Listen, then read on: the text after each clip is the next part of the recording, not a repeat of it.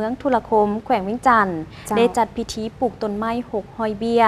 อยู่พื้นที่ของวัดป่าพระบาทภูเขาควายเพื่อเฉลิมฉลองวันสิ่งแวดล้อมโลกและวันสิ่งแวดล้อมแห่งชาติ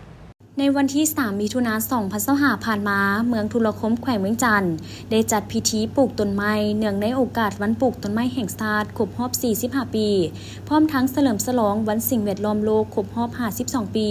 และวันสิ่งแวดล้อมแห่งชาติครบรอบ 26 ปีอยู่ที่เดินวัดป่าพระบาทภูเขาควายบ้านนายางโดยการเข้าร่วมเป็นประธานพิธีของท่านนางวงเดือนวัตตโสเจ้าเมืองทุรคมมีหัวหน้าห้องการทรัพยากรธรรมชาติและสิ่งแวดล้อมห้องการเกษตรกรรมและป่าไม้เมืองพนักงานราชการอ้อมข้างเมืองพระสงฆ์สามเณรคณะกลุ่มบ้านนาแพงองค์การจัดตั้งบ้านนายางครูอาจารย์น้องนักเรียนและภาคส่วนที่เกี่ยวข้องเข้าร่วมท่านศรีสวัสดิ์อ่อนประดิษฐ์ได้ขึ้นผ่านประวัติความเป็นมาของวันสิ่งแวดล้อมโลกและวันสิ่งแวดล้อมแห่งชาติความหมายและความสำคัญของสิ่งแวดล้อมซึ่งการเฉลิมฉลองวันดังกล่าวในปีนี้ภายใต้คำขวัญลดพรการนำทรายพลาสติกเพื่อสิ่งแวดล้อมที่สะอาดและสดใส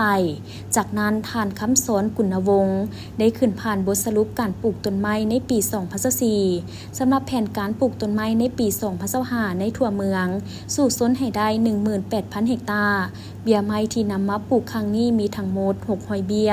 ประกอบมีต้นโพเบี้ยไม้อุตสาหกรรมและไม้ประดับพร้อมทั้งยกให้เห็นความหมายความสำคัญและคุณประโยชน์ของป่าไม้การเคลื่อนไหวคุ้มครองป่าไม้ต้านไฟไหม้ล้ำป่าและเนื้อที่ดินป่าไม้การลงเผยแพร่กฎหมายว่าด้วยป่าไม้และการเคลื่อนไหวร่วมกับกองคุ้มครองอุทยานแห่งชาติภูเขาควายต่อกับเวียกงานอนุรักษ์ป่าไม้สัตว์น้ำและสัตว์ป่าในระยะผ่านมาโอกาสนี้ท่านเจ้าเมืองยังได้มีคำเห็นและทบทวนคืนโดยย่อเกี่ยวกับวันปลูกต้นไม้แห่งชาติ1 มิถุนาย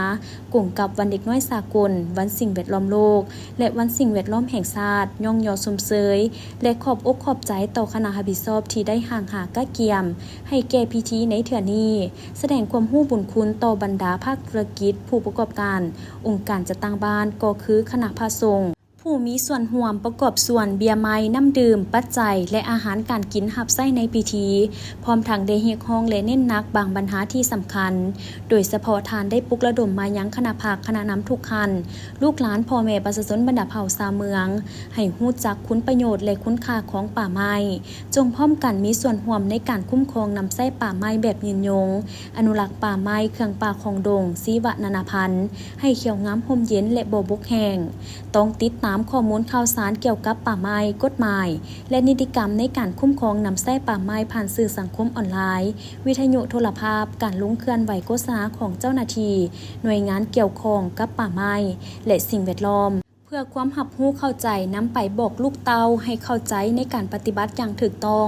เอาใจใส่ในการต้านสกัดกั้นไฟไหม้ล้ำป่าที่ดินป่าไม้ประสานสมทบกับการจัดตั้งบ้านและภาคส่วนที่เกี่ยวข้องเพื่อต้านการบุกรุกป่าไม้ในรูปแบบคุ้มครองติดตามกวดกาหัวหน่วยดำเนินธุรกิจเกี่ยวกับป่าไม้